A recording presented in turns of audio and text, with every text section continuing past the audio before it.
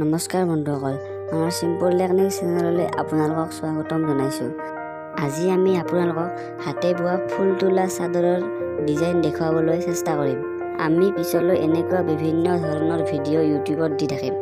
এই সকলোবোৰ ভিডিঅ' আপোনালোকৰ ওচৰলৈ প্ৰথমে যাবলৈ আপুনি আমাৰ চেনেলটো ছাবস্ক্ৰাইব কৰক। ইয়াৰ কাৰণে আপুনি মোবাইলৰ স্ক্ৰীণত দেখা পাই থকা ৰঙা ৰঙৰ বটনটো টিপি দিয়ক আৰু ওচৰতে থকা ঘণ্টাৰ বটনটো টিপি দিয়ক আৰু অল নটিফিকেশ্যনটো অন কৰি দিয়ক। তে বলক আমি ভিডিঅ'টো চাওঁ আহক।